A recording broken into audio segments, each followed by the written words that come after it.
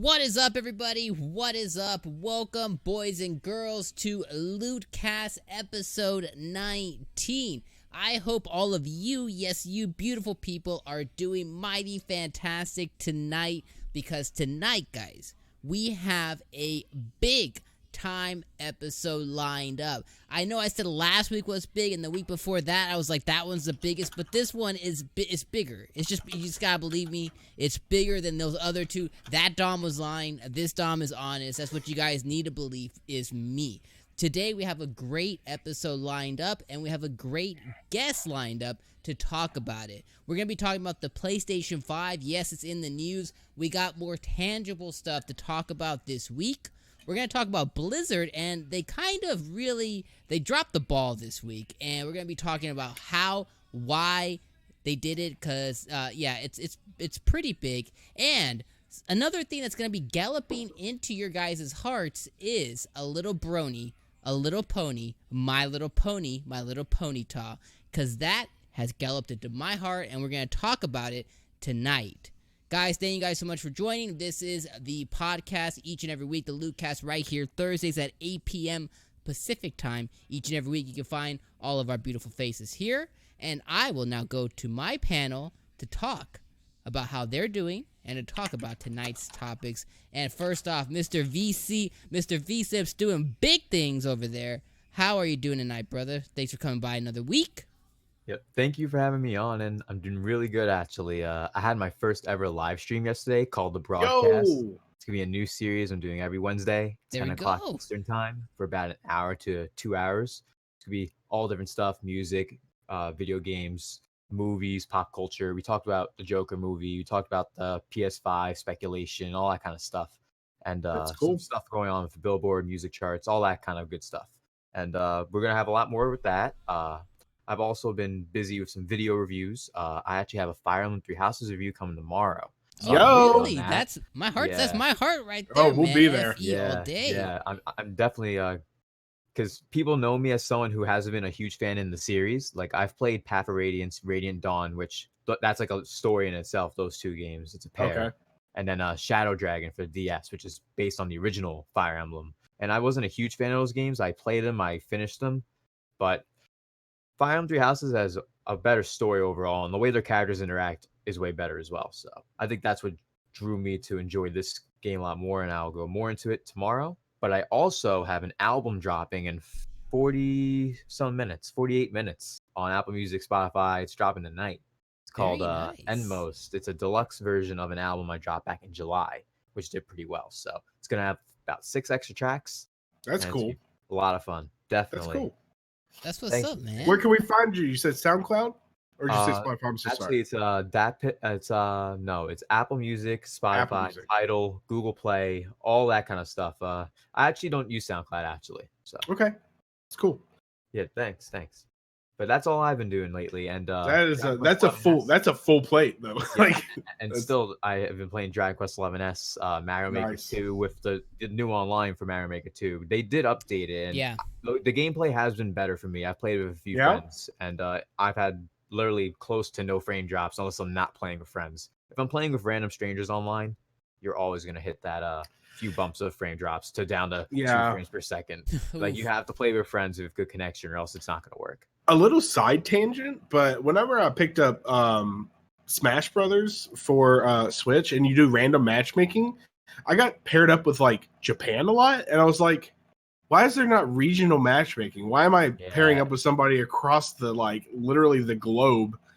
Is that something that you see in Mario Maker 2 as well? Is it got like a global There is matchmaking, times or like is it that more? there is times like that where if you're going to play online with friends, there is times where you're playing with people from Japan, from Europe, all those kinds of places. So it's something that they need to fix, especially with Mario Kart 8 Deluxe, which even when it was on the Wii U as Mario Kart 8, the regional option was always available.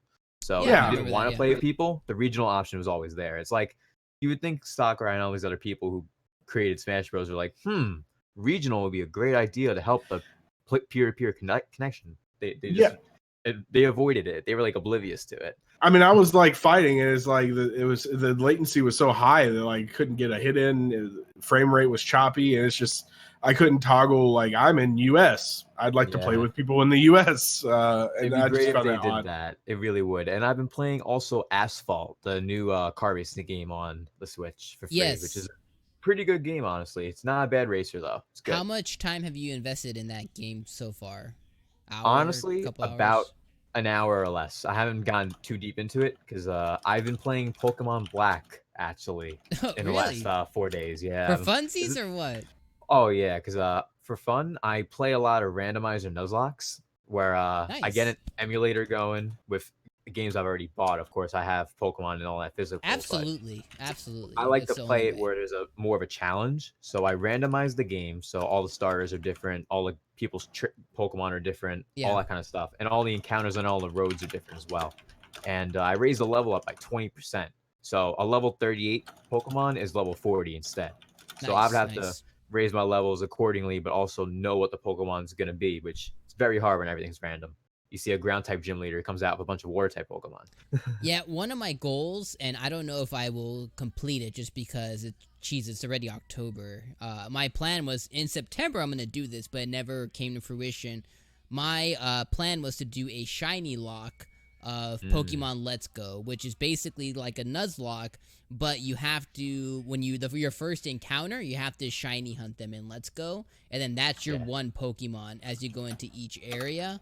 It just never came to fruition, and it was still something I wanted to do before Sword and Shield. Will I get to it? Probably not, but I gotta be honest though, I've played Let's Go for about 80 hours, I think, maybe 90, and most of that time was shiny hunting, and 50% of those times I went shiny hunting, I got nothing. So if you're really gonna do a shiny lock like that, it's gonna be very difficult with Let's Go. It may be easier with a regular game, honestly, because there's times where like a shiny could be on the screen and you may not even notice it, and you'll miss it. And after that 15 seconds it's there, you have to wait a whole nother 6 hours for it to come back probably. And we don't got all day for that. It takes we don't got all day for that. That's why I have like 80 hours in that game. I beat the game in 15. It takes dedication. Yeah, it really does. Dedication, a lot of heart, you gotta put into it. But yeah, I never got around to it. But yeah, I'm glad. I was thinking about checking Asphalt out as well, just because I generally do like racers. I just don't like the gotcha mechanics, and I don't like games asking me to spend money. In the game constantly, and I don't know if that's necessarily the future is bleak. The future is bleak for you, my friend. I know. Not only are we moving digital, we're moving to the the freemium model, as they call it. Yeah. But anyways, the paid model I think is $19.99, but that's not that bad for a racing game, especially with Grid Autosport. The actual best racing game on the console right now is $35, which is also pretty cheap. So that's not bad. No, that's not bad. Yeah, and Grid's actually pretty good. I wish I could invest more time into it, but I've been having a pretty good time with Grid. I've actually been playing that on the Switch Lite, and that has been a pretty fun time. It's definitely more Gran Turismo versus anything else. So if you like that style game, I agree. Probably the best racer on the Switch for sure. But speaking about racing into something, Mr. Amono pulsating over there, the narrator for tonight. How you doing? I don't know if I like that. I don't know if I like that intro. I'm not pulsating. No. You do like thump. No, not with it. I mean, we tried. No, we did. You gave it your best shot. Honestly, I'm gonna be real with y'all. This last couple of weeks have kind of been a whirlwind. A, I'm recovering from a cold. B, I just switched positions to IT in my workplace, so it's kind of just been a fire hose of information being sprayed at me. And C, I guess there is no C. Honestly, all I've really I did do two things. Of course, we had the Pantsu Hunter stream on Monday. If you didn't come in, check that out. Did. It was going to be our last one, but we unlocked the 4th chapter. So I said, guys, you want to do it? They said, yes, absolutely. So this coming Monday, if you want to catch the 4th and final Pantsu Hunter stream, we'll be doing that for sure. I also got to owe it to my friend Dom over there, who said, hey, homie, Ace Combat 7 is on sale for $30 right now, which I had been waiting. I've never played. I have dabbled in Ace Combat, but I've never followed the franchise to the point where I would say I was like a huge fan. But I did want to take a dive on Ace Combat 7, so I picked it up for $30. That was a very, very good deal, and I kicked it on. I've probably put like 2 or 3 hours into it, played a few missions. It's fun. I'm definitely glad I got it for $30, if that makes sense. I like a very sim style where it's more of like an arcadey, very shoot 'em up. It's fun. It's fun. It's absolutely fun. I'm having a blast with it so far. But it is definitely got that one thing that Japan loves to do with their RPGs or their story content, and that is it's so convoluted already. And I'm already 2 hours in, and it's like, what is going on? Who am I? Am I the good guys? Am I the bad guys? I have no idea. I'm just blowing shit up. So that's what I've been doing. Of course, we're going to have a Gaming Rewind come up on this Sunday. I'm thinking that's going to be a fun one. It's going to be a little bit more recent. We're going to talk about our current generation and what those best titles on this current generation was as we look forward towards the future. And that's what's in my pipeline, and that's what I've been doing. Absolutely. Sounds great. So with Ace Combat, I know you're the sim guy. Would you say that the hype moments in your sim games, when you get into like the battles, it kind of condenses that experience and then layers it through more of an arcadey feel through this game? Well, the sim element is not there. I know. Not at all. Yeah. So it's the experience. I will say I was able to switch to cockpit mode, and that added another element. Like, because when you're in third person and you can kind of see all around you, when a missile flies by, it doesn't really have the same impact as if like you're banking and it like blows right in front of you. You know what I mean? So it kind of gets that adrenaline going. Ace Combat 7 is a good pickup for the right price if you like pew pew at all. I just call it pew pew, like space battles or airplane battles. Like if you went to Star Wars and you didn't like Jedi, you just wanted to see the Empire stomp some shit, whatever. You know, that's what was for me. I like the tactical combat stuff.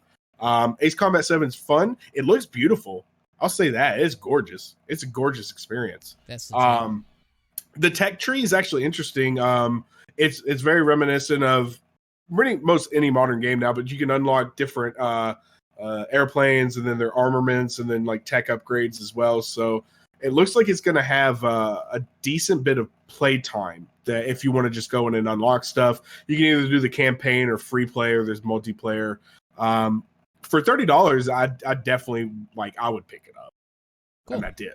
I would recommend it at that price. What's interesting too is it's also VR compatible too. So I'd be interested to see. I got no PSVR. It is, yeah. I'd be interested to hear on what that game is like in VR. Though I'm sure it's a vomit fest, especially on PlayStation VR. But I'd be interested to hear from someone who's like touched it or played it on that level. So that's interesting. Myself, guys, I have still been playing Dragon Quest 11, much like VC over there. I've been jumping into Dragon Quest. I think that game is a lot better than I thought it was going to be. I think I kind of said the same thing last week, but I've been having a good time with that game. I'm about 15 hours into it now. Finally got my full party. It's just such good storytelling. It's such a good RPG.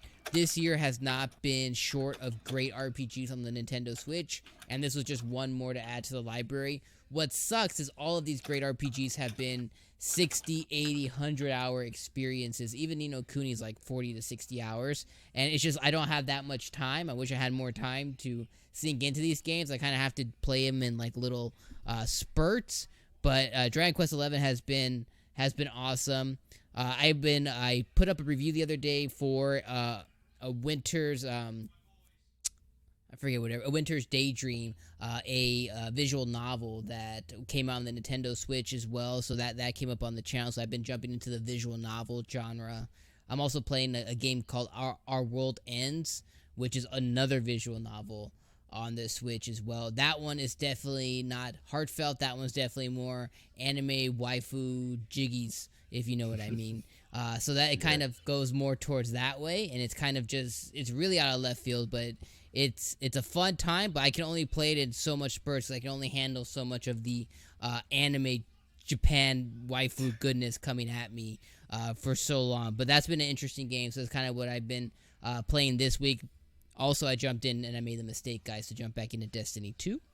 So I jumped back into Shadowkeep, and it's a good time so far, and I'm having a good time with it. It is very much Destiny. I probably will play the 40-ish hours that it's going to offer me, and then it will go back on the shelf. I am going to keep that word to myself, because last time when Forsaken came out, I put about 200 hours in, and I'm never going to get that time back. So 40 hours, we're calling it a day, and that's it.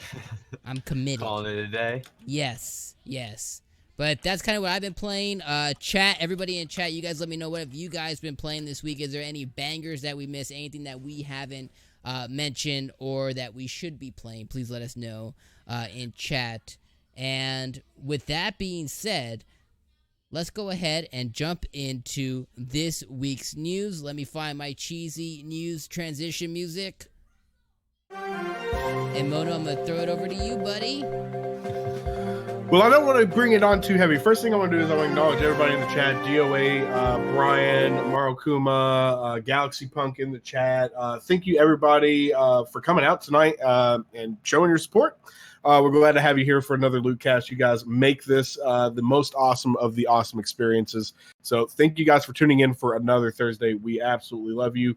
You guys are the best. So let's just get this out of the way first. I want to put it up on first because it's kind of just... This is honestly overtaken everything. Take us down. We'll climb up. You can't go on to Reddit. You can't go on to search video game news. You can't go on to Twitter. You can't go on to 4chan or wherever it is that you go to absorb media without seeing something about Blizzard and them banning and removing the title of a Hearthstone champion for supporting the Hong Kong protests. So the first title of this is coming from multiple sources: Blizzard, Hearthstone, and the Hong Kong protests, what you need to know. For anybody who's not in the loop, too, this will kind of condense down to everything that has gone on so far. Blizzard, the developer of Diablo and World of Warcraft, among other notable games, has faced growing backlash since it removed pro player Blitzchung Ing-Wai from a Hearthstone tournament and future events. That's right, he's been blacklisted from future performances as well. His ban came in 2 days after he showed support for the Hong Kong protest in a post-game interview on October 6th. In response to the ban, gamers have began boycotting the developer. On Wednesday, Boycott Blizzard started trending on Twitter. And the company's actions have even been called out by 2 U.S. senators. Blizzard isn't the only business tangled up in the Hong Kong protest, though, and that's one thing that everybody needs to keep in mind, guys. Is this is not just localized to Blizzard. Apple, Google, and the NBA have all been caught up in recent sort of turmoil about relationships with this. And they've all found themselves in the middle of political tensions between Hong Kong and China. A small group of Activision Blizzard employees walked out of work on Tuesday as a protest to the company's actions against the gamer who supported pro-democracy protests in Hong Kong during an official live stream. The action Blizzard took against the player was pretty appalling, but not surprising, a longtime Blizzard employee told the Daily Beast. Blizzard makes a lot of money in China, but now the company is in this awkward position where we can't abide by our values. I'm disappointed, another current Blizzard employee said, saying, "We want people all over the world to play our games, but no action like this can be made with political neutrality." The employee spoke on condition of anonymity for fear of professional anonymity for fear of professional consequence. Now, pause. You see that they have a conflict of interest, right? And here's why. This is what came out from Michael Kern, right? He was one of the proponents for Blizzard doing Classic WoW, right? Yep. He was one of the he was one of the founding, Michael Kern, right? He was one of the big guys that kind of brought it up. He's no longer with the company. This hurts, he tweeted, but until Blizzard reverses their decision for Blitzchung, I'm going to give up playing Classic WoW, which I helped make and help convince Blizzard to relaunch. There will be no mark of Kern Guild after all. Let me explain why I am boycott Blizzard. He states, "I've seen firsthand the corruption of Chinese gaming companies, and I was removed from a company I founded after Blizzard for refusing to take a $2 million kickback bribe on an investment from China. This is the first time I've ever spoken publicly about it." So, as we start to see, so here I'm gonna go ahead and kind of spill my thoughts on this. I have several. First of all, I want to ask I'll ask my questions later. My thoughts are, Absolutely appalling. You know, it's ironic that China just recently celebrated however many years of being the People's Republic of China, and it's not a democracy. It's not a People's Republic. It's absolutely atrocious to me how in our back pockets and in our company's back pockets they are to where they can make these kickbacks or have these deals to where now, you know, I'm Apple. I've got to secure my interests with China. Yeah. So therefore, I am going to, I don't want to touch that with a 10-foot pole, or in this case, outright throw them under the bus. There is an argument that he may have actually broken terms of service by being political on the interview, which is against TOS. But that being said, Blizzard could have let it slide to save their image, right? This was a conscious decision because they either it's like, well, the image with the player base or the image with China, and guess what they chose? China. Yep. So my question to you guys is, A, do you have any feelings about this specific article? And B, has a gaming company ever done something so atrocious that you said, I'm not buying their product anymore? Is there something that would push you to that point? And also, I guess this is where our entertainment's going. Like, they're buying in the back pockets of Apple. They're buying the back pockets of the movie industry. It's just kind of weird to see. I guess it's not weird. It's just kind of sad to see the route it's going. Oh, me? I'll let you go first, If VC. you got anybody on the panel, if you got any thoughts. I mean, I get my jollies on this kind of stuff. I like reading about it. But on the other side of the thing, too, is like how many people get kicked from some platform and people rejoice over it.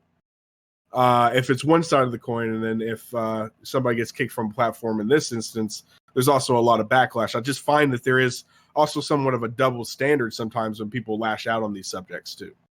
It's been almost a year since that Blizzard executive told a whole entire group of their beloved consumers, you don't have phones, right? That the BlizzCon is literally in like a week, right? About very soon. Yeah, very close. To think that it's already been 365 days since, and they've had multiple controversies, not just this since then. Clearly, as most of these people said, things at Blizzard are not going well. The way things are internally, the way things are set up, they're going towards supporting China just because it fills their pockets over their workers who believe in democracy as well as their player base, especially your biggest player, which you tried bribing with $2 million, like, or had China give him a kickback bribe for an investment. Like, come on, that's messed up. That's is there anything? And there's a game like for me that. It doesn't reach that standard of scumminess because that's just corporate scums type stuff. For me, I gotta be honest, I'm a huge avid Pokemon fan, but Pokemon Sword and Shield has not satisfied me in any way at the moment. Really? Based off the national decks, based off how, as someone who's been a fan of Pokemon since the beginning, it's one of my favorite franchises. I honestly expected its first console game to be this grand, luxurious, open world RPG where I can set up a campfire when it's nighttime, go to sleep. You could do that in Dragon Quest XI-S. Why can't you do it in Pokemon? Like, it makes no sense to me. Like, there's things like that where it makes it feel like a proper adventure. And I don't know. The gameplay style could stay the same. Like, keep it 4 moves and you do attacks. I have no problem with that. But they definitely could. Their pockets are full. Game Freak, a Pokemon company, they have full pockets. Sure. They can definitely make a high quality game in that regard if they wanted to, but they keep it very simple because their demographics a younger audience and it attracts them to try RPGs for the first time. And that's the problem when people that are like us who maybe are older into the franchise, maybe want more challenges, or maybe just think the Pokemon nowadays don't look as good. Me personally, I think all the Pokemon have been looking great in general. Like even Gen 6 and 7, they were good, but they weren't as great as Gen 1 through 5 in my opinion. But for Gen 7, I just haven't been as captivated by all the Pokemon. I know you love Ponyta, not to jump topics, but not to jump. I just wish there was a fairy type. If Rapidash is a fairy type, at least with the psychic, that'd be awesome. But that would actually be kind of cool. Actually, it would. I'd be on board with that. And if they gave it an evolution like Lanoon got a change and an evolution to its own Pokemon. So if it got wings as like a third form, that'd be amazing. And raised all of its stats because competitively, it's not the best. So, I want to ask VC though. Has there ever been a time that any company has offended you on such a personal level that you would boycott their product? I think that would be Sword and Shield because for a That's lot of people it? that know me, that's All right. basically my Okay. boycotting game as of late. All Yes. right. 'Cause I don't boycott a lot at all, but it's a game series that I love. Mhm. It's something I've been invested in for my whole life. I've put thousands of hours on every game, and like I just mentioned, I'm playing a randomizer Nuzlocke. I poured 15 hours into it in 4 days. And that's just me Wow. playing spare time while I'm Wow. editing in between. So it's like, yeah, I love the series. I just don't like where it's going. Okay. That's So me I personally. think- Okay. No, that's fair. I think Yeah. we continue the Pokemon conversation after the China stuff because I want to open this. after, I want to yeah. I want to Yeah. open the gift of VC up to talk I do more love Pokemon. the content. Yes, I Um, understand. What I will say is, as far as a game boycotting a game, I don't necessarily think I've ever gone that far with any one game. The only thing I came close with was 2K. I purchased, I think it was 2K17 or 2K18. Yeah, it was 2K18, and then I skipped 2K19 and I bought 2K20. The reason that I skipped 2K19 for the year was 2K18. They got so money hungry that they basically, I'll give you like a short story of it. They basically charged you their virtual currency just to do simple things like change your hair, get a haircut, change your beard style. So I'm talking about if you go from my beard to a lengthy beard and back, you have to spend coin. And the coin is very limited. It's what you use to upgrade your player. It's basically like the virtual currency of the whole game.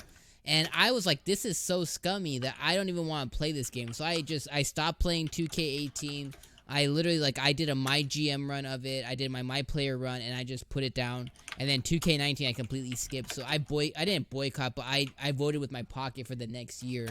And then 2K20, we got a much better product this year. Now, although they still have some scummy stuff in there, it's completely avoidable if you don't go into, the one specific mode that makes it really scummy. If you kind of avoid that, it's a really good product, but I kind of wish that mode didn't exist. But the China stuff is really interesting. And Mono, I want to tickle your senses here. Is I think Okay. the thought with the China stuff really is the gross. How do you say it? The kind of gross, not product. Just the messaging, the gross messaging that Blizzard puts out there is that they can easily be controlled by China. Is this player that got banned, the Chinese government didn't say Blizzard banned this guy. No one made them do it. They did it proactively. But what they have done in the past was change certain things in their games because of Chinese government request.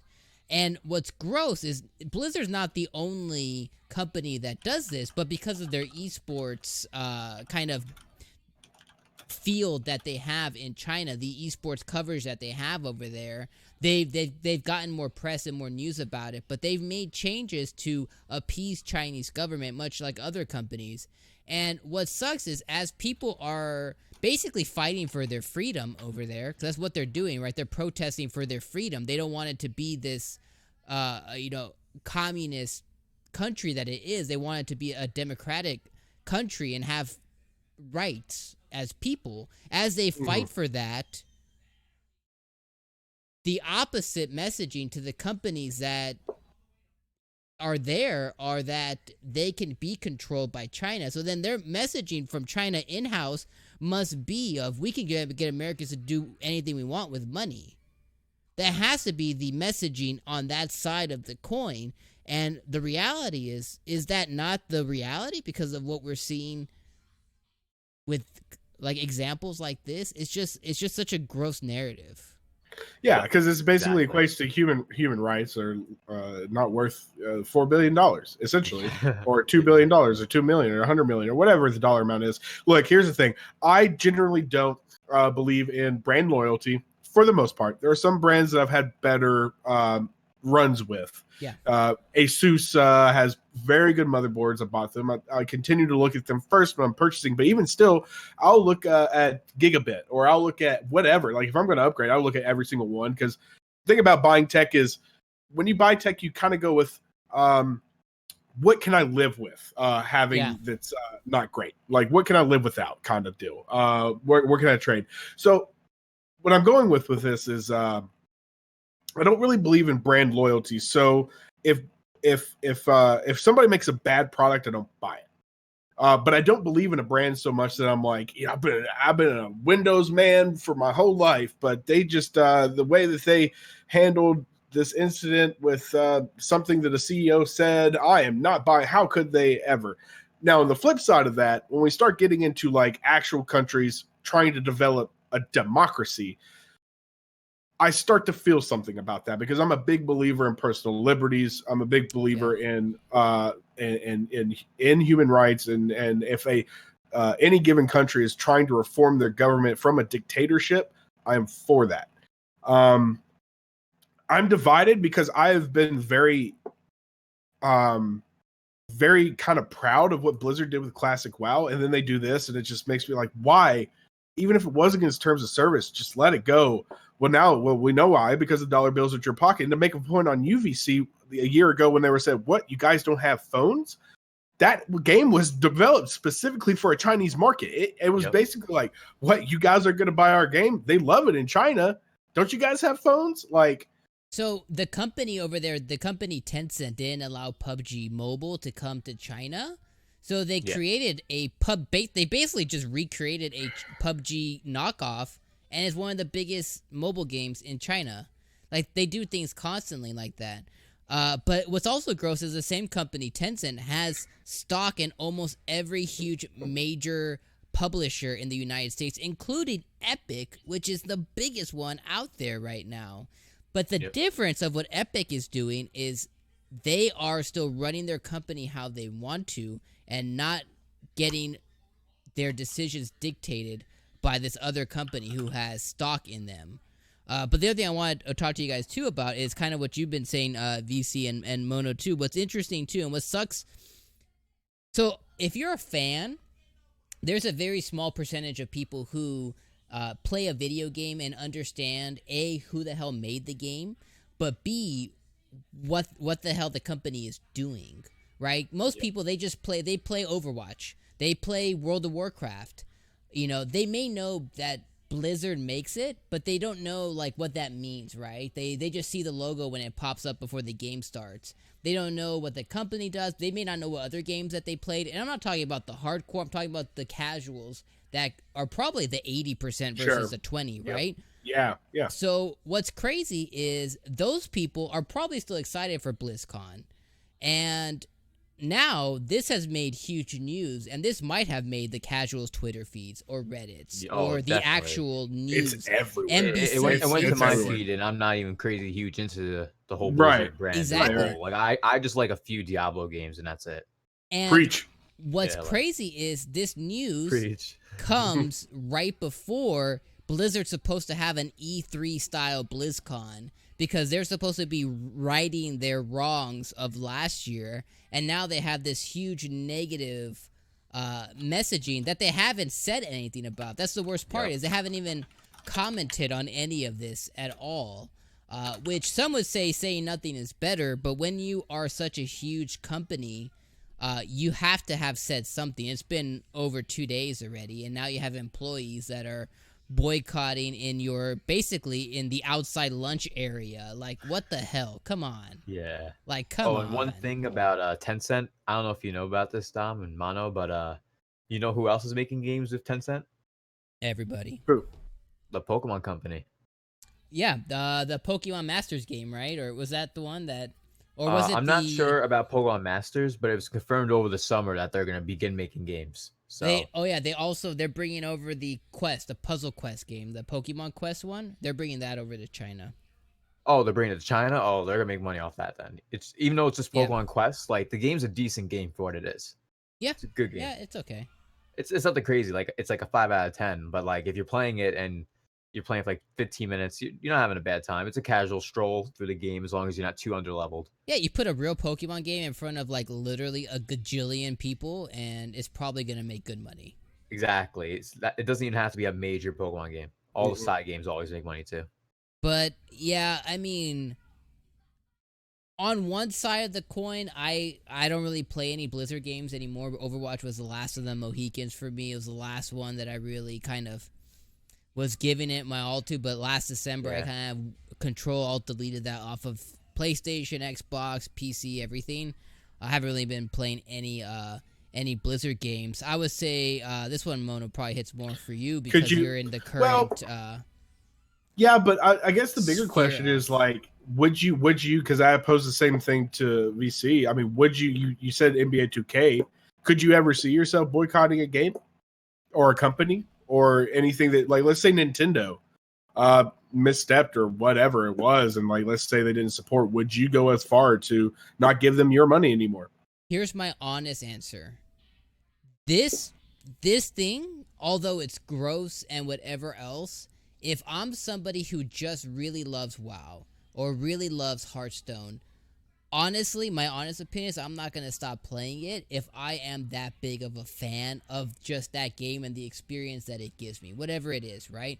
Now, whatever decisions that they're deciding to do outside, I probably am playing with friends inside, right? So I don't want to lose those relationships there. That's my honest opinion. But on the flip side, I am a proponent of voting with my wallet. Does that mean I'm going to buy the next game that's maybe not my love, right? You know, I like Pokemon mainline games, but just because they make Puzzle Quest 2 or they make Pokemon Stadium 2, sure, I may not invest in that because I want to vote with my wallet. I do things like that, but at the same time, as you got to think, like, if you love the game, you love the game.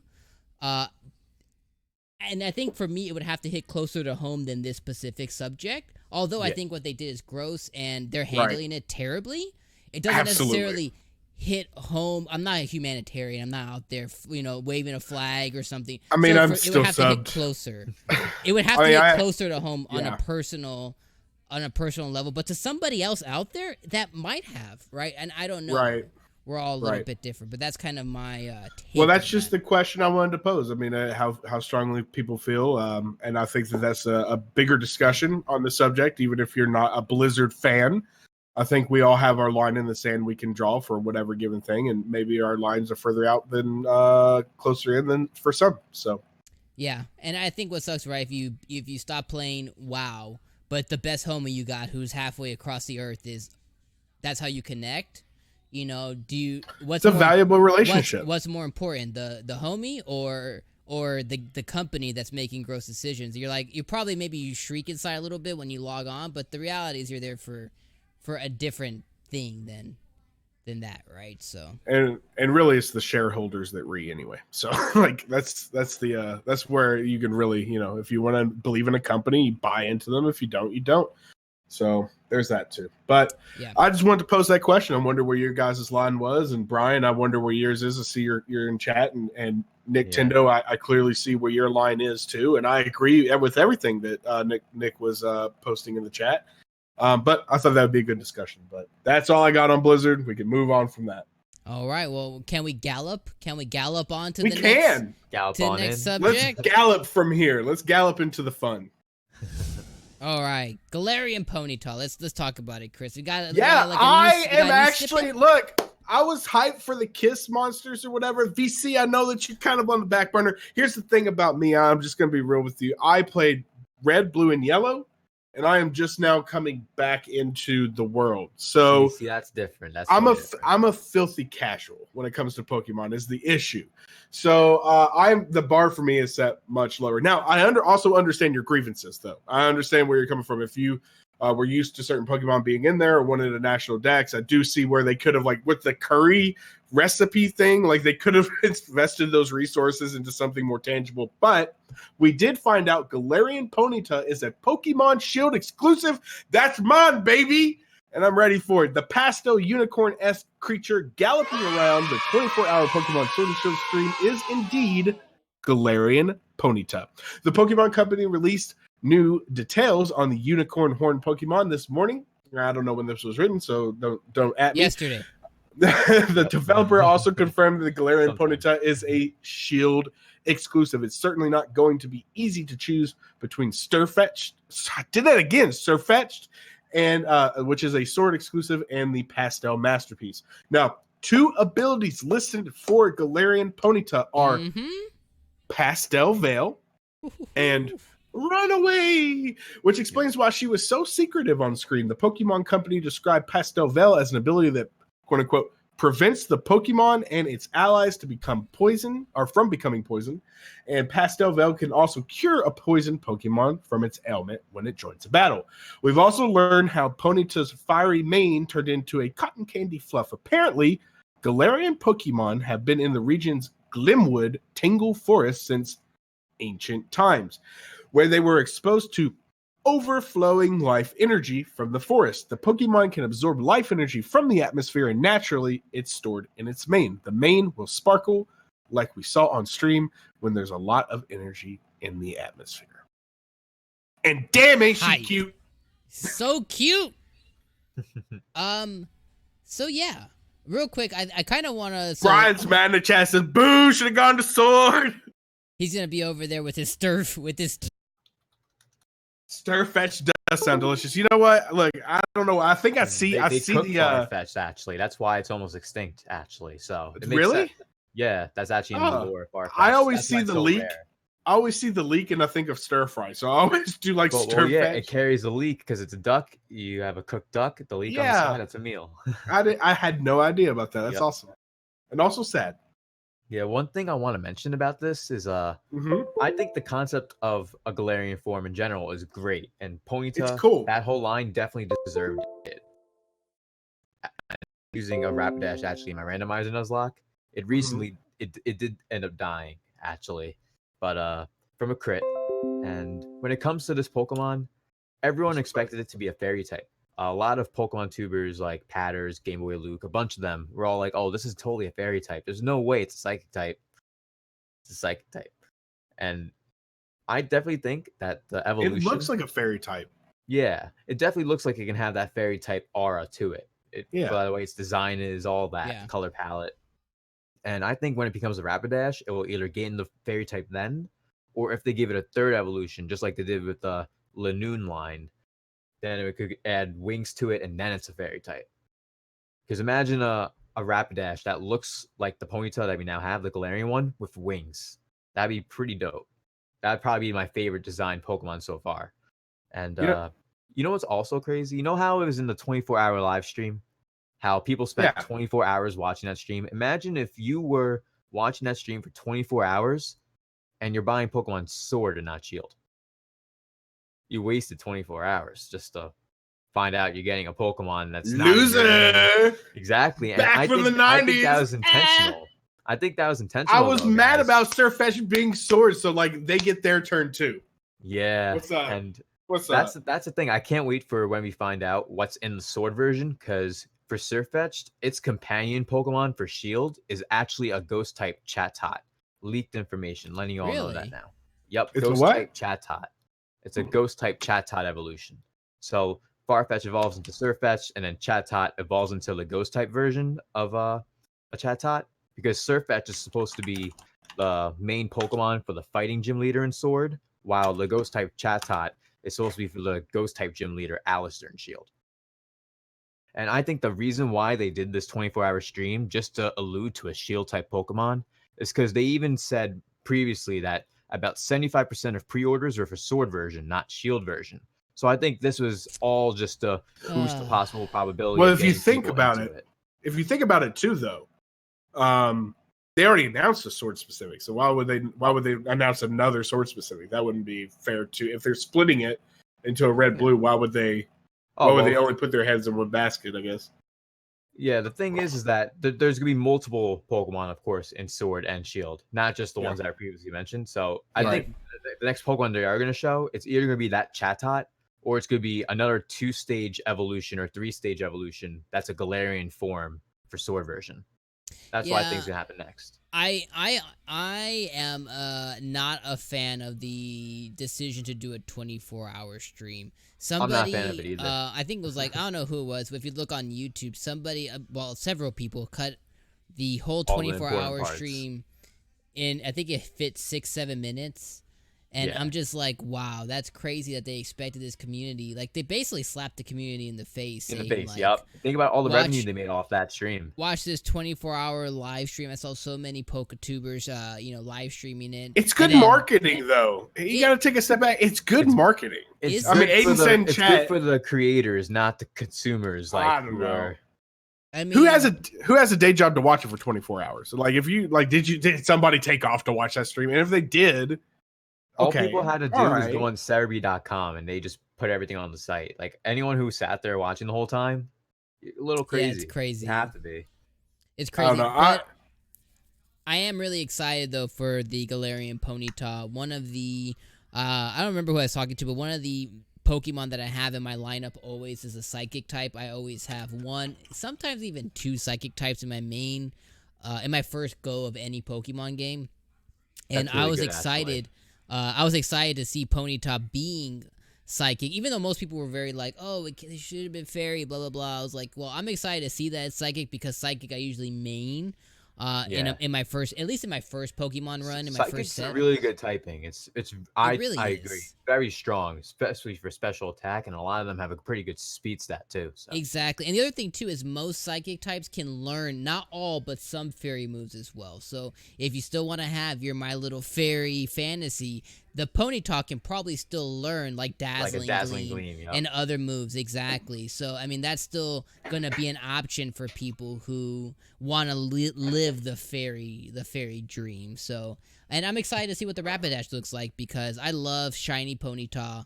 So I know that I'm just excited to see what the shiny variation of this one is gonna end up being. I hope it's like some sort of maybe a weird clash of colors, maybe some gold and a little bit of blue. Not like a dark blue, but like a light blue for its main body. Yeah. And then the rest of it's a bright gold, like a bright gold yellow. Like I'm thinking like a light blue, like baby blue teal, like light. So it's like doesn't have as much of the saturation to it. Yeah, that Be makes a pretty sense. cool idea. I Yeah. just hope. I mean, I know that they're gonna deliver with it, so I just kind of excited to see on what it's gonna I like end the up. concept of it a lot too. What Like it's the gonna end concept up of the being. Galarian form for Rapidash Ponyta. It's a great idea. But if it has a third stage, that'd be even better. That's what I'm hoping. I mean, I wasn't expecting a freaking Ponyta to be honest. I mean, some people kind of speculated Surfetch. Farfetch hadn't had an evolution. They had a projected evolution in 1997 or whatever. So some people, it made sense. Ponyta's kind of out of left field for me. That one was like one of the ones I was like, was anybody asking for this? I mean, I'll take it, but I wasn't. Was anybody actually asking no one for was like really a new asking about Ponyta? it. Hey, Yeah. question: did Arcanine and Arcanine ever get a evolution? Arcanine? No. No, actually, it never did. Well, you have to remember too. Well, I don't know if you Show remember, him Chris, some love. But Show him some Arcanine love. was supposed to be one of the like Strongest legendary. Pokemon. Yeah, it's supposed to be a legendary Pokemon. Then they Mm. scrapped it and Initially. made it Its a own thing. non. Yeah. So that's kind of what Arcanine does. Man, Arcanine's fire. He's man. really good though. Almost Like he's literally. like unlike Rapidash, like you can play Arcanine competitively. Rapidash is an NU tier for most of its duration, and if not NU, then RU. Like it doesn't have a good ability. Its move pool is pretty shallow with mostly normal moves and fire moves, and that's it. You'll get bounce, which is a flying move, but that's really it. There's nothing else really there. Yeah. One thing I did want to dig into before we move on to the next subject, to the VC. So I know we were talking earlier about being disappointed in Sword and Shield, right?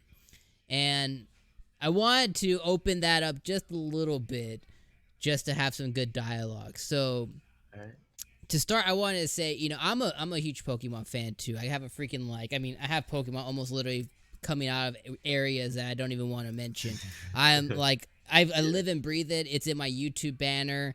Me and the wife are chibi versions of Pokemon trainers. I mean, like, to the nth degree, it's like everywhere in my house. The first anime my children ever watched was Pokemon. Like, I mean, I love it to the nth degree. And I understand, you said something then, it just kind of, it clicked with me. And I understand the want of a open world style game with more RPG aspects to it. Like you can Yes. craft meals for your Pokemon, like not just curry, multiple different meals. Hey, like I love me some curry. yeah.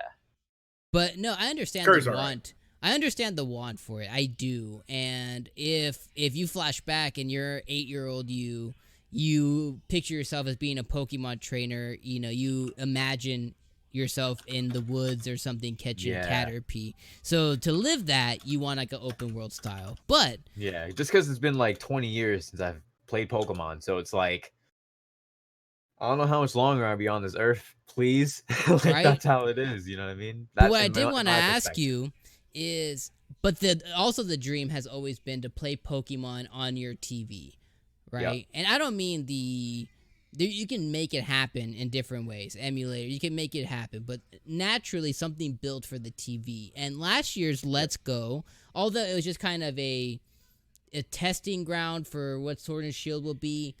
I thought that was a piece of the vision coming to life that I've had my whole life of wanting to play a game that was specifically made for the TV. Now, although Sword and Shield we're not getting the open world, they have like open world aspects to it. They have like some. It's still gonna be Pokemon on our TV, which we've never, ever had before. And Yeah. although I see where you come from is like, I want the open world thing is I maybe don't think that they can barely fit the damn Pokemon, all of them on the Switch as it Yeah, is. I think they're trying to make sure it's a 16 gigabyte card. That's why Or they took a lot of Pokemon out as even if well. they had 100 The concept of open gigabytes. world, that's probably why they didn't do it either. Because at the end of the day, those cards costed a lot of money, even back 2 years ago when they were planning the game. So Yeah. they're probably sticking to that. But the limitations of the Switch, if you've played Legend of Zelda, I'm sure, right? Yeah. Have you ever you've seen when there's like a bokoblin nest and there's like 8 of them and maybe you see 4 and then you get closer then 4 pop in? Like Oh there's yeah. popping, right? It's gross. Yeah, there's popping. Yeah, Uh, and in Korok Forest, it still lags at 18 frames. Like, So what I'm saying is think about Pokemon and think about 100 Pokemon in a forest. You think a bokoblin popping in on you is bad. What about a Butterfree popping out in your face, right? Like, and I'm just Yeah. thinking of, I think there might be some like hardware limitations to what I'm sure their vision's grand, but I'm sure Yeah. reality's kind of where Sword and Shield probably lies. And Exactly. they still they haven't really taken any I'm not gonna say risk. I don't feel like they've taken any real risk. I think they are kind of playing it safe because they have a And that's formula what they that normally works. do. If you've seen from 6th gen and 7th gen, they definitely kept their cards close and played it safe most of the time. And honestly, it's something that I think I'm just gonna have to wait for, like for what I was looking for and looking forward to. Yeah, But I hope for the best a for Switch my own Pro perspective, though. of course. Yeah, Switch Pro, definitely, because I see that happening. I definitely think there's be a pro version coming out, maybe Please. 2021. Do you think And though that after Sword and Shield, do you think they'll go back and give us Let's Go Silver Gold, or do you think we'll get the next game? well, that's actually what I was going to mention. Usually with the Pokemon games, they take about 3 to 4 years to be made. And they literally start working on the next series, the next generation, right at this exact time period where they're getting ready to release the current gen. Yeah. It's going to be Gen 8. So right now, they're probably in the concepts of creating the starters for the new gen, whatever the story is going to be for a Gen 9. That's what they're working on right now, probably more than anything. And in between, we're definitely going to get the Diamond and Pearl remakes next year. 100%. I hope so. I love Diamond and Pearl so much. We're Man. getting that next year. But after that, it's going to be Let's Go Meryl and Snubble, maybe something like that, because it's gonna be How Gen about 2 for Togepi? Let's Give your Go. boy a Togepi. See, Togepi is a good one too, but at the end of the day, I think they may not do that because Meryl's a second stage evolution now, and at the time they made Gen 2, it Yeah, only you're right. had 2 forms, Meryl and Azumarill, and then compare that to Snubble and Gramble, it's just Snubble and Gramble. So they may go with that logic, but then if you do want to put Togepi in, Togepi is the bottom form, the baby form. You'd have to compare it to Azurill, which is the baby form of Meryl. So I don't know. I think they would want to make sure it's at least the same stage. I don't know. That's just my own pokey logic I'm throwing in there. I would think that they would do. Hey, you had me at Diamond and Pearl remake. You did not need to speak one more word after that. I was like, I am in, jumping in. Literally, that's next year. So that's that game I'm getting, like, no doubt, because I know it's gonna be a good game. I don't want them to give us only 400, 500 Pokemon again, and I know that they're going to. I know they are. And I if they keep it to the same 4 gens, like if they do that, then fine, I'll deal with it, because that's how it was originally. So keep it to the first gens 1 through 4, and just say scrap 5, 6, 7, 8. If they do that, I'll be fine with it. But if they throw in like Gen 4 Pokemon, Gen 5, Gen 6, and then they say screw 2, 3, and 1, which Oof. they're not going to ever say screw No, 1. no. They're always going to throw 151 in. But that's just how it is with the Pokemon Company. They cater to Gen 1, throw in a little bit of everything else, wrap it up in a bow and sell it. So I don't know, you may be on way more episodes in the future, and I hope you are. But I think at the end of November, you come on to one of our last LootCast episodes, and we just talk Sword and Shield. I feel Game Freak's gonna turn a man around, and you're gonna come. And I feel like VC's gonna come and gush all over the LootCast on how he loves himself some Sword and Shield. I can feel it. I feel it in my jellies, VC. Well, unfortunately, though, someone's going to have to actually buy the game for me. It's the only way I'm getting the game. Because like you said before, using your wallet to make a statement, that I'm sorry, man. I may have to do it for this just because the way this game's going, it's not my cup of tea. All right, So, we'll get some Clefairies to wish upon a moon. We'll try and make it happen for you. Because like if it's donated to me or something, like I had a fan yesterday during the stream actually message me and donate a $25 Target gift card for a stream, and I'm like, oh really? Thanks. Like, oh, Dope. yeah, it was. I put it towards a Switch game actually. So Right. It's nice. Legacy of the Duelist, Yu-Gi-Oh. So Hey, put it towards very that. nice. You got to come and tell us how that is, because I've looked at it. I've just never been the hugest Yu-Gi-Oh guy. You know, I'm someone who was in and out of it. I was in and out of it. I used to be in it when I was younger, but I got back into it about a year or two ago with a few friends, and it was a lot of fun. But getting into the new ways of the game, it's like you literally play turn 1, and if you don't win turn 1, your opponent will win turn 1. That's how Yu-Gi-Oh is now. So that's what's great about Legacy of the Duelist. The story mode lets you go through the whole game from the beginning, so you see how the game evolves every time you reach a new season. Nice. So that's cool if you're going to play that, but then there's multiplayer. I'm going to do a review on it after my Fire Emblem, Please Don't Touch Anything, and Dragon Quest XI reviews. Cool. Very nice. Yep. Well, speaking about going in, you know, sometimes release dates go in, and then sometimes they just go out. They go out, Chris. And Doom Eternal is kind of on the out. No, you know, at first glance, y'all know me, all right? I've been playing Doom since DOS. It is in my top 4. It's in my top 4 of games of all time. Honestly, Doom is eternal. The name, I hate the name. Doom Eternal's stupid. I hate that name. I hate it. It's terrible. But Doom is eternal. I would never slap it on a game and sell it, though. But whatever. I'm not mad, and I'll tell you why. Doom Eternal has been delayed to March 2020. Doom Eternal this news has come from a Twitter post from id Software saying the game needs more time in order to, quote unquote, live up to our standards of speed and polish. The message also notes that a few other changes related to Eternal's release, which is going to be an invasion mode, which allows player to enter each other's games as a demon, will come separately as a free update, quote unquote, shortly after launch. In addition, the Nintendo Switch port of the game is coming sometime after the other platforms.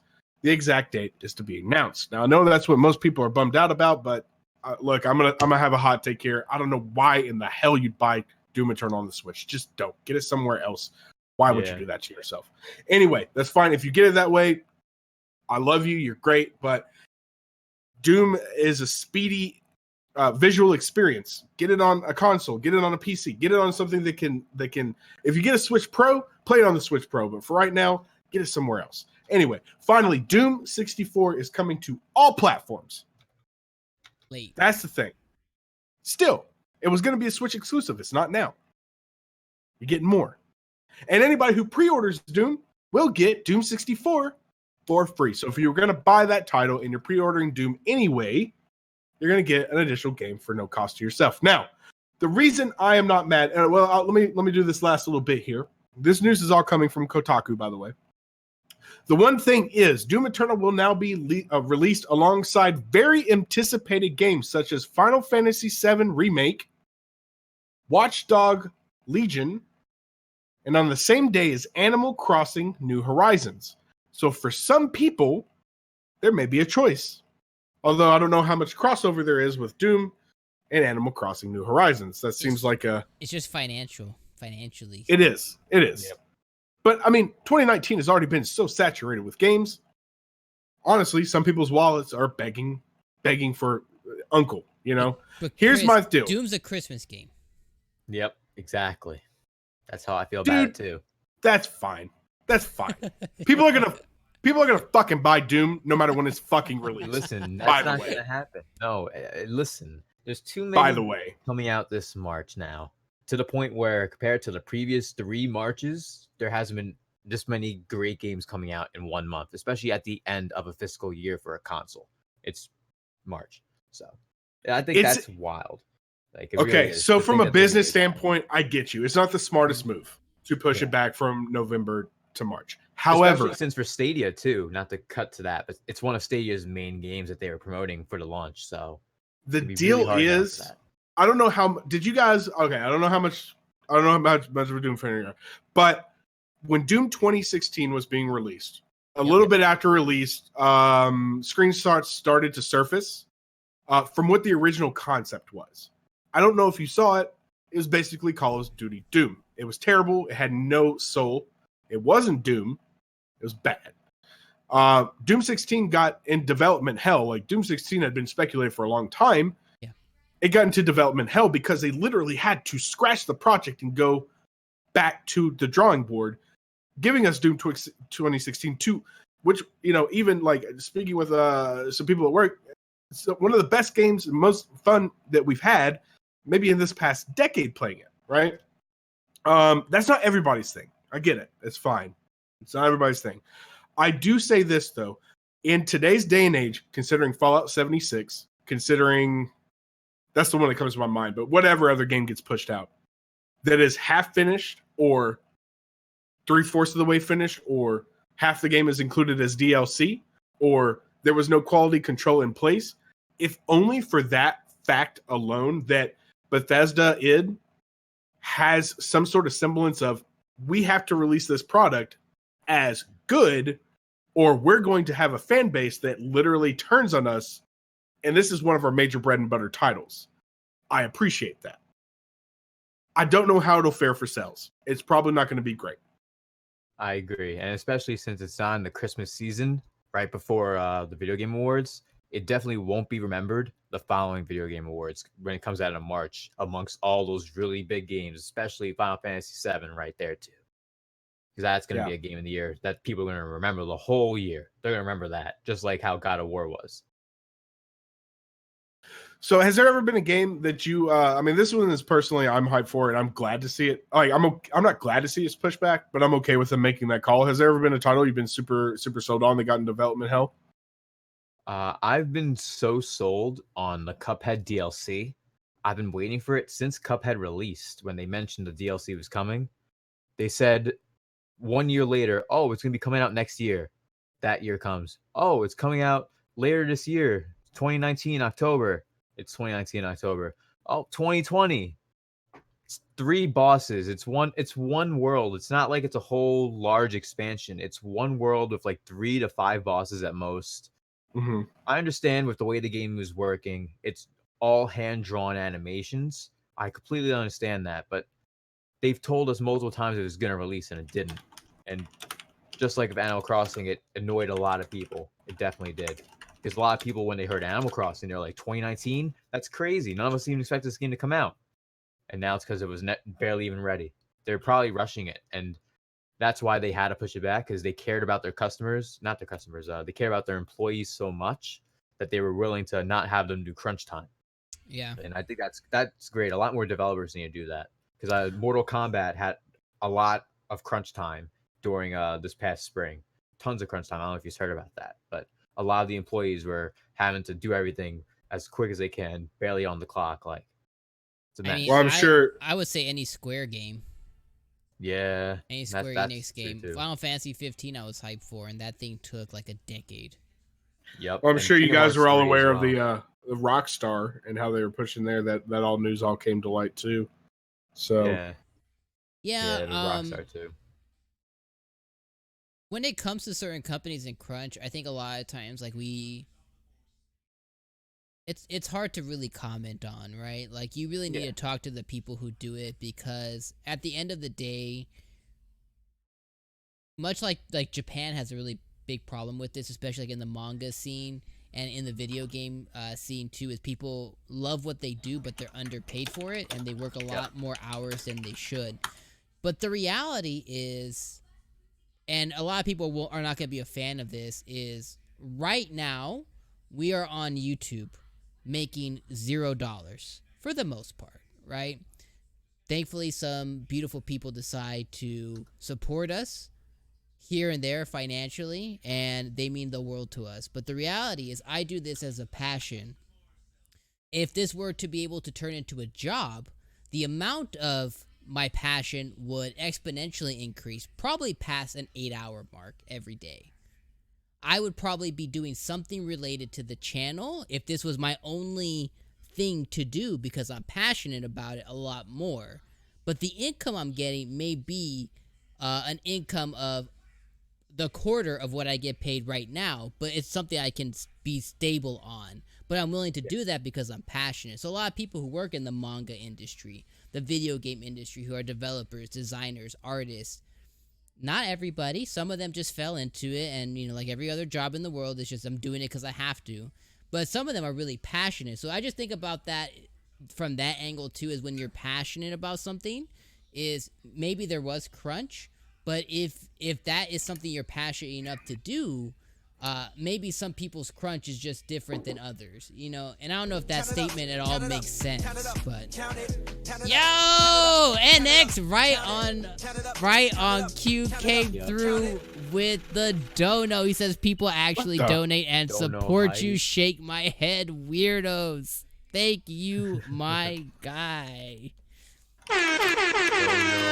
NX, you're a freaking legend, bro. I appreciate it. Brian says the Pantsuit Studio. Hey, I can TM that, bro. Like, I mean, I can put that in a little TM.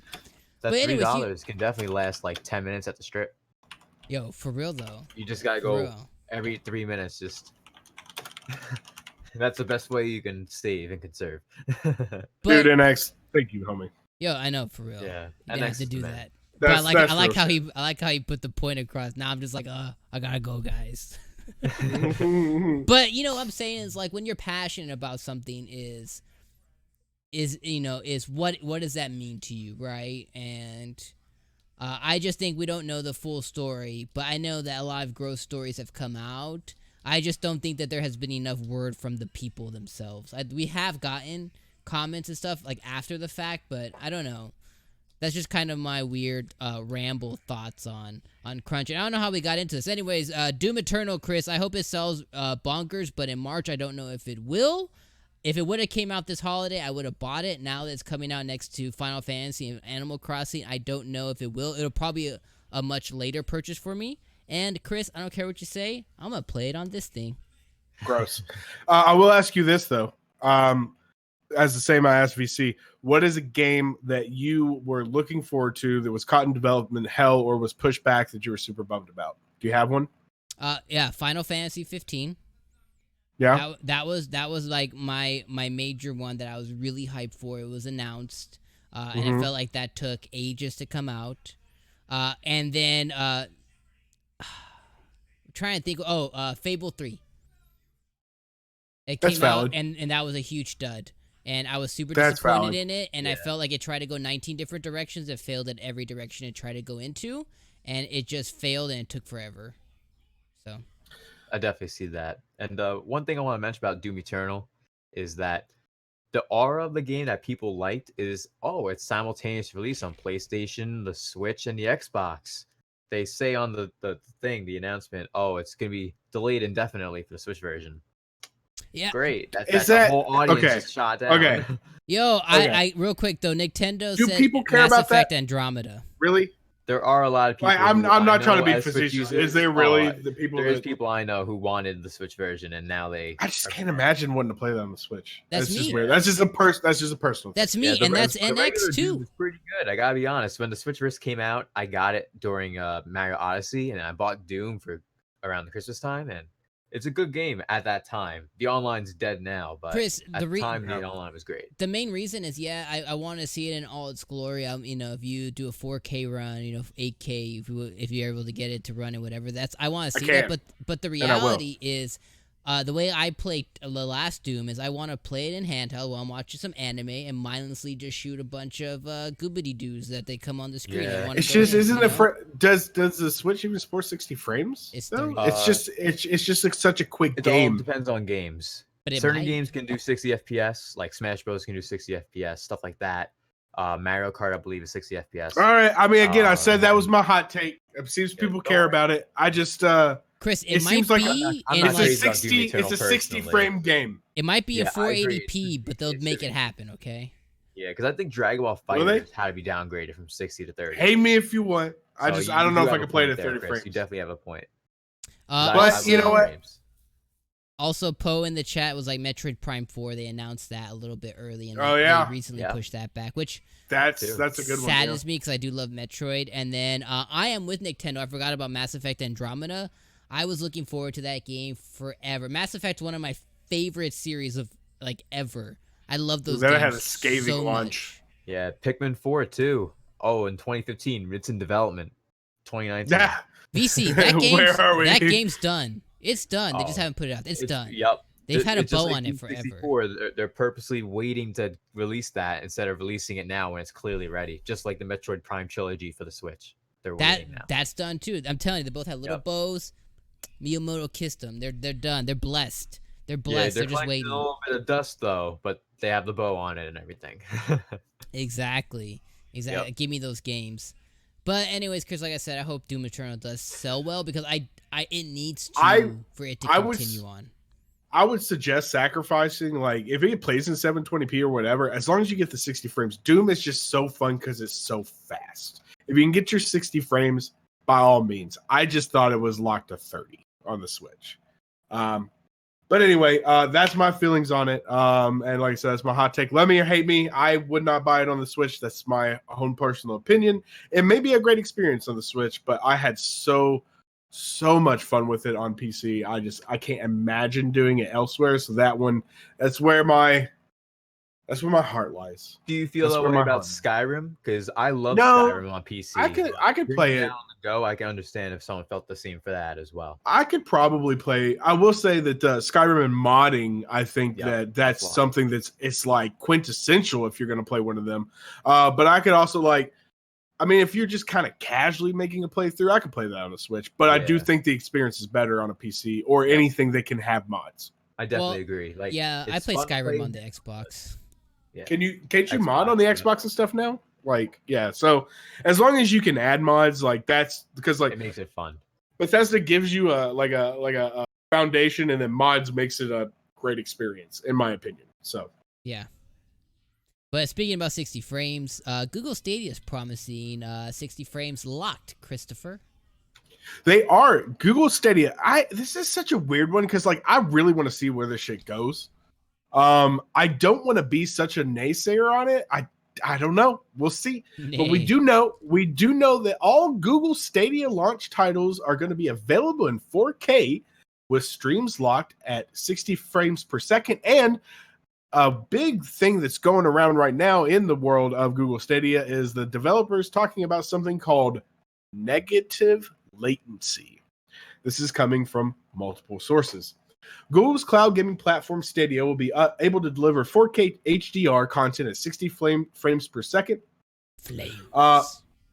60 frames per second as I run my NVIDIA drivers that catch everything on fire. But will all of those games, some of them having come out long ago, be able to put up as much as the servers are willing to put out? Will they be 4K 60? The short answer is yes. Pretty much all the older titles that have been announced for Stadia's launch have 4K remasters at some point, so it's not really a question of if the content is there. Rather, the bigger questions, it seems, is about frame rate. Harrison says that Stadia will always stream at 60 frames per second when the bandwidth is available to do so. That will mean that 30 frames per second content will be double encoded. And that frame rates that aren't a factor of 60 will probably look off. So there are some games that do weird 29.9s and stuff like that. Stadia's VP of Engineering, Maj Bakar, said that the platform will eventually be more responsive than consoles. And while the technology to do so sounds silly, the underlying concepts may prove to be effective. He says in an interview, But latency is the real thing that gets the most attention. And while it's already proven to be more than playable, the VP of Engineering expects further improvements. Ultimately, we think that in a year or two, we will have games that are running faster and feel more responsive in the cloud than they do locally, regardless of how powerful the local machine is, he claims. These improvements will come via a term which sounds rather slippery, and this is a weird one being in IT and tech and whatnot. Negative latency is a concept by which Stadia can set up a game with a buffer of predicted latency between the server and the player, and then use various methods to undercut it. It can run the game at a super fast frame rate, so it can act on player inputs earlier, or it can predict a player's button press. I am just grossed out. Here's the thing. Yeah. If I'm playing Assassin's Creed, if I'm playing a single player game, yeah, you can predict I'm going to jump here, I'm going to sprint there. But if I'm playing Dragon Ball FighterZ, Mortal Kombat, any fighting game that no one player who, that's what they do, they don't play the same. They do different combinations, they do different moves, they have different sets. They play each player differently. I can be Johnny Cage, but VC can play him a completely different way, and the dude he's facing plays him a different way, right? You can't have predictive button presses there. So when the lag ensues because it can't predict what I'm going to press, it's going to be a shit experience. I agree. In theory, it depends on how much of a buffer cache that they're actually providing. Look, it's gonna be interesting. This whole, if for nothing else, I was reading an article today as I was compiling this saying that the next generation of console wars, quote unquote, is gonna be effing weird. All right, we're gonna have PS5 and we're gonna have Xbox and we're gonna see if Switch brings a Pro to the table. We're gonna have Stadia entering the mix here. We're going to have Apple was doing their thing with, I mean, it's not a huge thing, but they are entering with their Apple service that just came out. I can't think of the name of it right now. Apple Arcade. We have them stepping in there.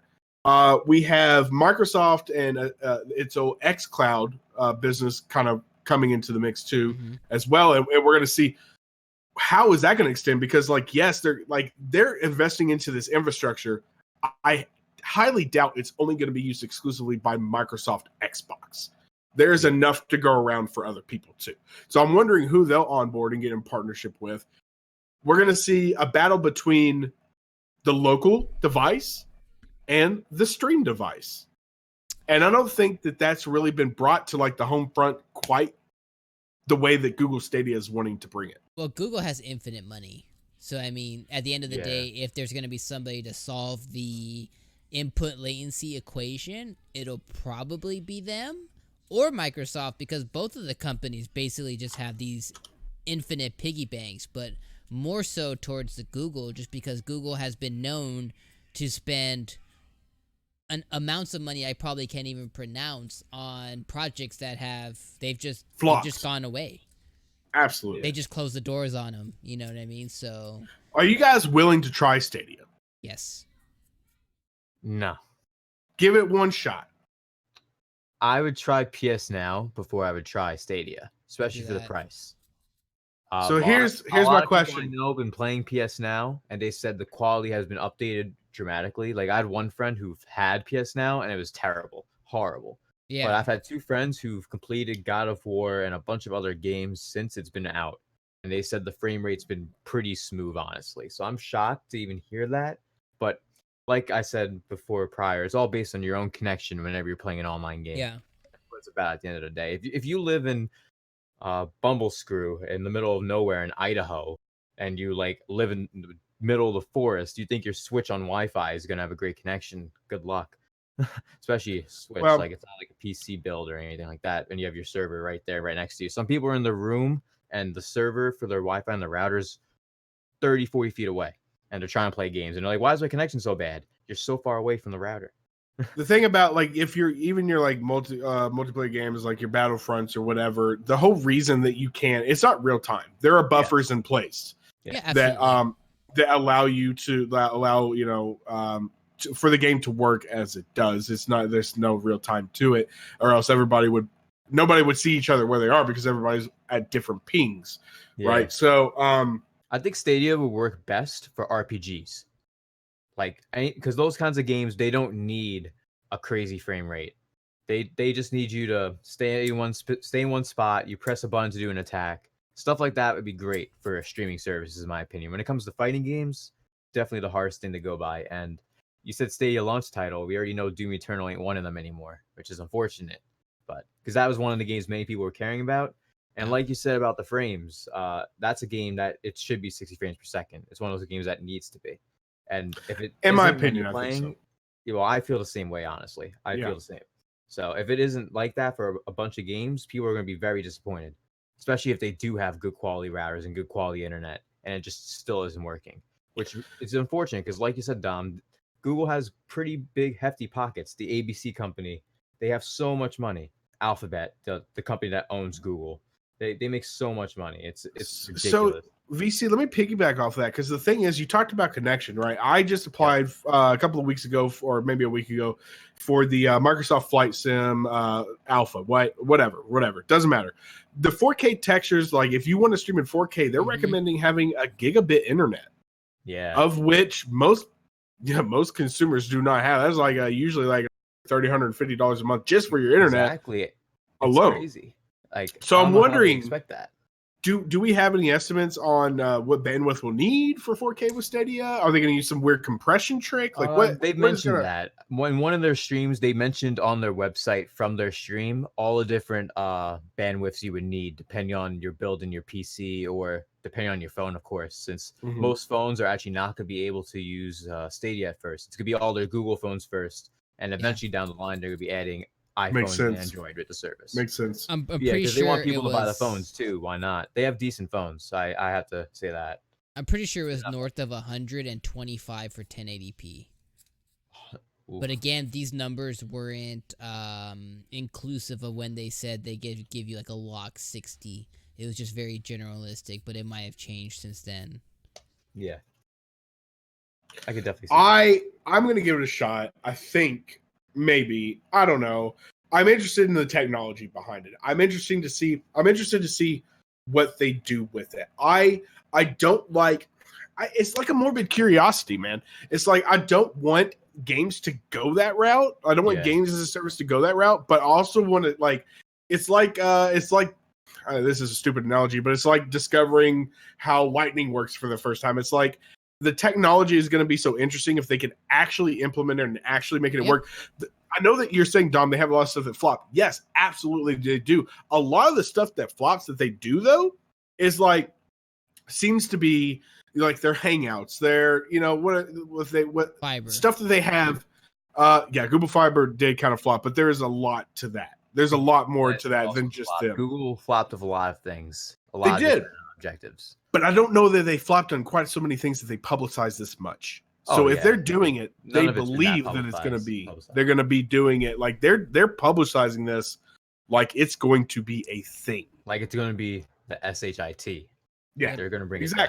They just need to get this to a place to where your average consumer has a good experience. The average consumer boots up Doom Eternal or Destiny, and they push A or whatever it is on the Google Stadia controller or any controller. They push A or X, and the lag for that button press to happen is very minimal. Even if it's a little bit extra than consoles, but it's still minimal. If they get to a point like that, I think this will be a hit with average consumers. Because when I say I'm going to give it a try, I have a Chromecast. So I'm not exactly going to go out and buy the, Stadia controller and do all this other stuff. But I'm gonna use my own controller. I'm going to try it out because I'm interested to see on what this offers.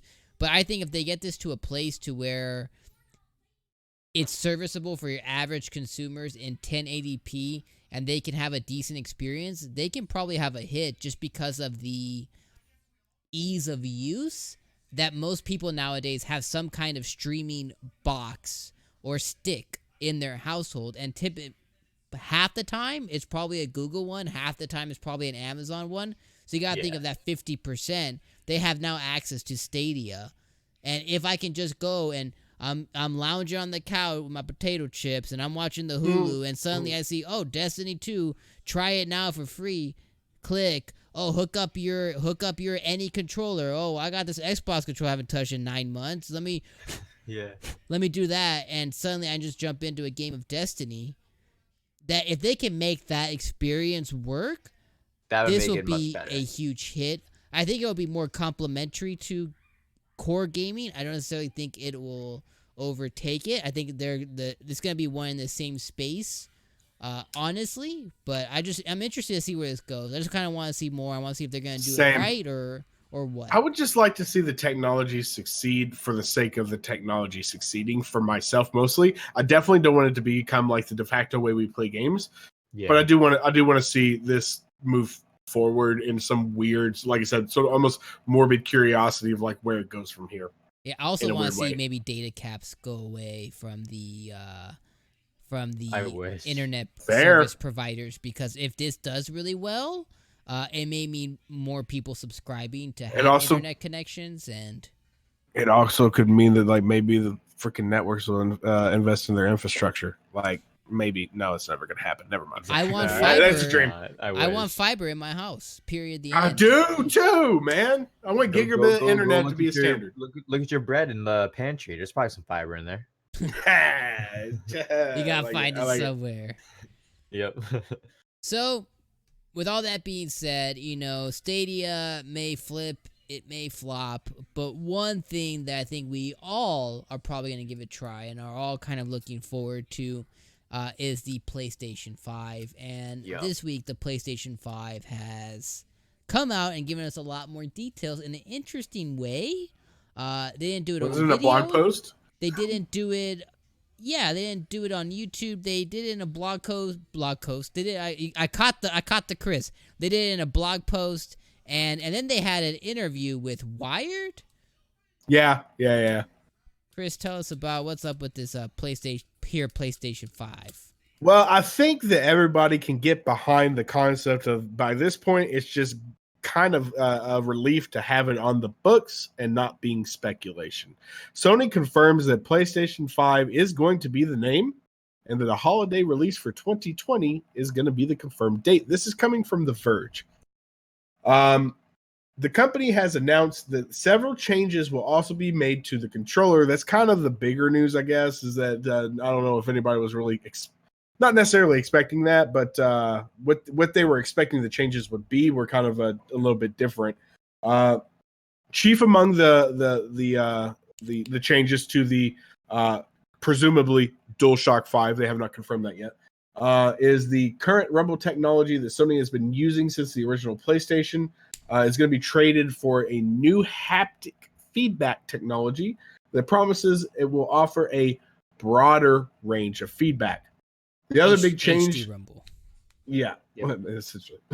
The other big change that Sony is talking about is the technology calling adaptive triggers, which will go in the primary R2 and L2 triggers of the PS5's controller. According to Sony, developers will be able to, quote unquote, program the resistance of triggers, giving the example that you'll be able to, quote unquote, feel the increased tension as you draw back a bow, or force you to push down with extra pressure if you're diving through rough terrain.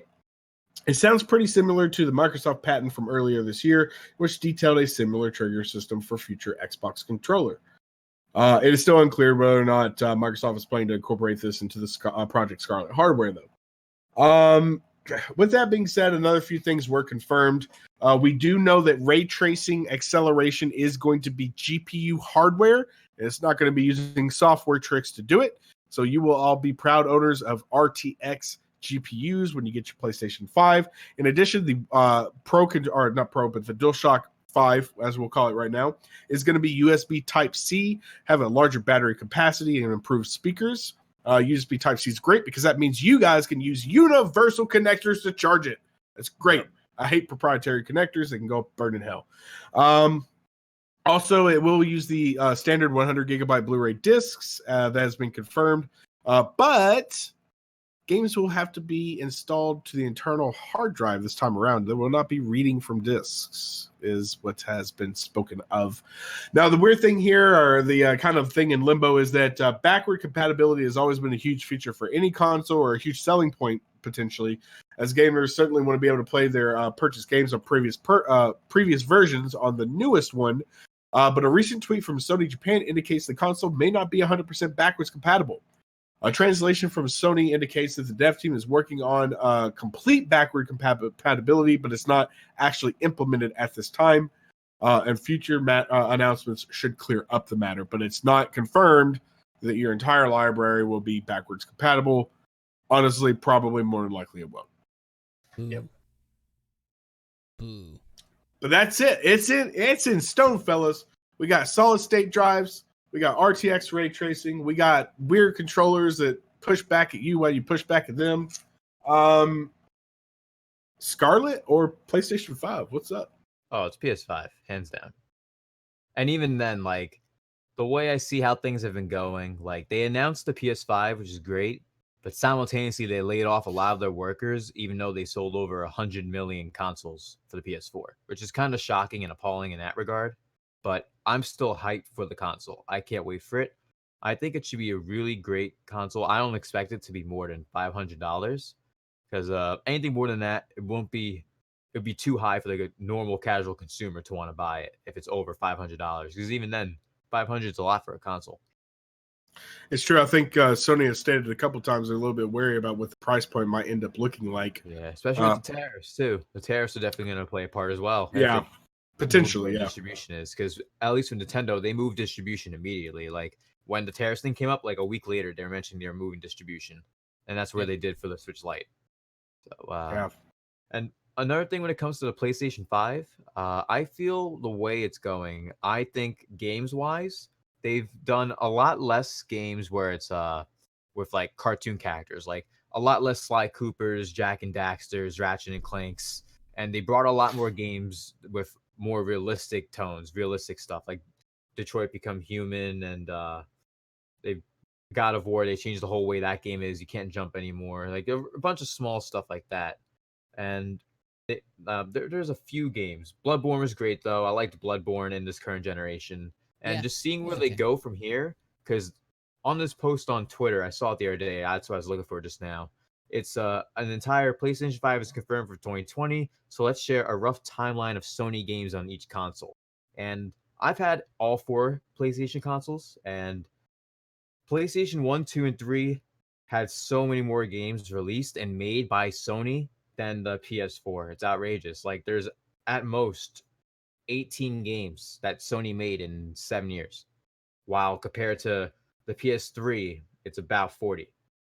I don't know what's up. They're making these movie-esque games to the point where they're pouring so much money into it that they may not be making enough out of it. Of course, with Spider-Man, they made a lot of sales. With God of War, they made a lot of sales. But Knack 2, how many sales did that make? I'm pretty sure not that much. But overall, I think PS5 has a great opportunity. They do plan on having PSVR be a big part of it as well, as far as I've heard. So if they incorporate one version, which is also a rumor, with the VR and one version without, the version without could be 500, and the version with the VR could be 700, maybe 800, depending on if it comes with an extra controller or two as well. You never know. And overall, I think the PS5 is a great possible console to come out. Definitely better than Scarlet. And yeah, overall, that's how I feel about everything going on with the announcement of the PS5. It's great. So for me, I'm gonna get all of them, guys. That's just my honest answer. I'm not asking you, Dom. I know you're gonna have 4 of each. I'm gonna have 2 PlayStation 5. I'm gonna have 2 Xbox Scarlets. That's just the way that we game here. It's gonna happen. But I am gonna get PS5 first, just because this generation PlayStation has proven themselves to me as being the de facto go-to console. When last generation was a whole other story, but this generation, all of the games I've bought have been on the PlayStation, and it's not just because just the games are there. Even the third-party games that are multiplayer, I choose to play on the PlayStation, because that's been where my friends are at this generation. and that matters. Now, if it's like a single-player game like Tomb Raider or Resident Evil or those single-player games, I have chosen that on the Xbox One X just because it looks better. And I will do the same thing next generation. So I'm excited for the PlayStation 5. I am happy to hear that the DualShock 5 is going to have better battery life because the DualShock 4 has disgustingly short battery life, and I constantly have to have those things on chargers. I have like 9 of them, and 3 of them I see are on chargers right now just because they constantly die, so I am glad to hear extra battery life.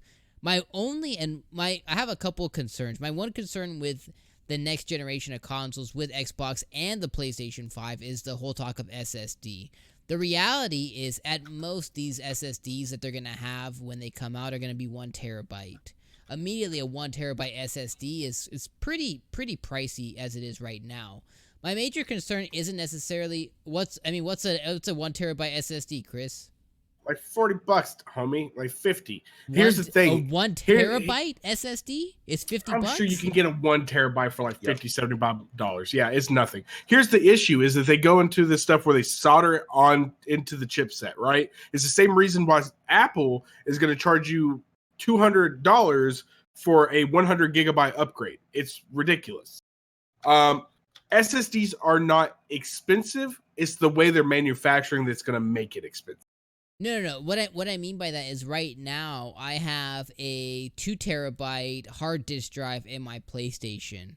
I put it in there, did it myself. My one thing was similar to what you just mentioned. Can I replace the SSD that's going to be in there? If it's a yes or no, I need to know that. But the second thing was, if I cannot, the space in there is going to fill up so quick because you have games like Call of Duty that are going to be like 175 gigabytes.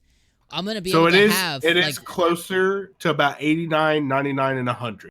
So 50 is a little low, but 75, yeah, somewhere you can probably catch it on sale for $75. That's not unreasonable. And if I can throw in a 2 terabyte or more SSD in there, great.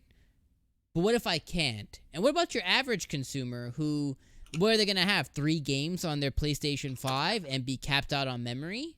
And then have to make decisions on what games they're playing? Like, that's going to suck for next generation. My concerns lie with that. And yeah, Brian, I do have, I actually probably have 12 PlayStation 4 controllers. I'm not going to lie. I have 1, 2, 3, 4, 5. I have 5 in front of me right now, and I know I have about another 5 or 6 in my bedroom. So, yeah, I have a lot of PlayStation controllers. But, yeah, so that's really where my concerns lie with the next generation. And the other thing, too, is I'm wondering where people's expectations are going to be for next generation, too, as far as just fidelity-wise, because I don't think it's going to be a huge leap like some may be expecting. I think quality of life will be a huge leap. SSD, better battery life on your controller, better UI, which they talked about. But as far as graphically, I don't know it's going to be as huge of a leap as some may think it to be. And I'll be very interested to see on what next generation brings in. But I'm going to get all of them, but PlayStation 5 will be first. Yep, me too. I'll probably get PlayStation 5 first. I didn't even have an Xbox, so what can I say? All my Xbox stuff I'll play on PC if I want it. If it comes to there. Exactly. And Game Pass, it's $3. Most people who have Xbox Ones right now and were loyal to it, they're sticking with it because of that Game Pass. Yep. The Game Pass deal it's a steal, man. Oh, it's honestly, it's highway robbery. Twitter, they had 3 years of Game Pass paid for already. So they're not. Yeah, because it doubled your sub or something when they had this thing. It was some. Yeah, I don't remember. Yep. Yeah. It's beautiful though. Closing thoughts? Overall, Galarian Ponyta needs to evolve to Psychic Fairy. And that is the show, guys. Guys, thank you, everybody in the chat. I see you guys popping off in there. Poe, you said bye 3 times and you're still here. Thank you so much. Thank you, everybody who came in today. I really appreciate you guys coming in and hanging out with us during all these conversations. Make sure you guys go do hashtag give Ponyta a evolution. Or was it no? Make Ponyta a fairy. Is that it? We'll do that. But thank you everybody who came into the stream. Thank you guys for hanging out and sticking with us here. We freaking appreciate it. Thank you for chilling with us. We talked about PlayStation 5, Doom Eternal, all the Blizzard shenanigans that are going on and everything else. We appreciate you guys coming in. Nintendo says, I miss Jake, and I miss it too, man. I need that fluffy hair in my life. Yeah. Jake makes the got the LootCast, flow. he says. He's out chasing tail, man. He's out chasing What are you it, gonna do? yeah. Morrow, I enjoyed listening to this podcast. Thank you so much. I appreciate it. Thank you guys for coming in. I'll throw it over to my panel since we're talking about VC in the chat. Anyways, VC, thanks for coming in. Do you have any You're welcome, and closing thank you thoughts for and tell inviting people me. where to find you? Well, you can find me on Twitter and Instagram, VCipz. Real quick, 5 letters. I come right up on Google and everything else. Twitter, you'll find me. If you follow me, that'd be greatly appreciated. And if you subscribe to my YouTube channel, that'd be really dope. I think we're about to hit 320 subs, which would be great. We're like right there at 319. So if you want Very to sub nice. to some great video game content, whether it's reviews or gameplay or some music that I create as well and produce. And I also got a lot more coming on the way with some new streams. The broadcast series every Wednesday night at 10 p.m. Eastern time for about an hour to hour and a half on all pop culture topics. So you definitely check that out as well. And I should have mentioned it an hour ago. I've been so focused on of course, the LootCast, but my album is out right now, actually. Endmost Deluxe Edition. You can check that out on Apple Music, Spotify, and Tidal. I'll have a link for that on my Twitter. I don't have it right now, of course. I'm not prepared for that. So thank you, Dom, once Shoot. again for having me on the LootCast. It means a lot. Dude, That- thanks for and- coming, man. Yeah, Thanks. thanks You're for welcome, coming. Chris. It means a lot. And I'll post a link for the broadcast in the chat if anyone's interested. Is that Yeah, okay? please. Awesome. Please, Awesome. absolutely. Yep, I'll post that right in there real quick. And thank you so much for having me on. It's always a great time being here on the LootCast. Always a lot of fun. Always some great topics to talk about. Everything's always a great time. Thank you. And of course, there had to be some Pokemon talk. That's just how it is. You know what I mean? It's all, I knew It's hard to as we beforehand. get closer. There's gonna be a little bit, you know what I mean? Yep, definitely understand, especially since it's a month away. Yeah, Right? absolutely. All right, Mona. Well, I'll that's throw it over to you. yeah, no, I've already thrown takeout tonight. Do not buy Doom on Switch. But you cannot agree with me, and if I hope you still love me even with my opinion. If you did buy Doom on Switch, I don't care. Look, honestly, here's my thing. I don't give a shit as long as you're playing Doom and loving it. Doom is my life. My uncle got me into Doom. It's been a staple of my whole life. So just play Doom. That's all I give a shit about. Yeah, at And 60 be- FPS. And be okay with them pushing it back because they just want to give you a good experience. They love you. Be okay. Be okay. That's it. That's all I got. Hope you guys come in Monday for the Panzer Hunter stream. Hope you guys come in Sunday for Gaming Rewind. We're going to take a look at the top 10 games of this generation before it dies. Come join us. It won't be EGM. Beautiful. Yes, come join us on Sunday for the Gaming Rewind. That'll be at 5:30 Pacific time. Come hang out with me and Chris as we do some tomfoolery like we do every single Sunday just for you guys. Throughout the rest of the weekend, we'll probably be streaming more Last of Us probably tomorrow night. And probably some Friday the 13th as well. So if you guys want to come over to our streams for some spooky fun, they start at about 7:30 Pacific time. Please make sure you guys hit that up and then join Chris on Monday. The Panzu Hunter strikes for his final hunt. And with that Final. note, That's it. guys, you guys have a beautiful night. Thank you guys for joining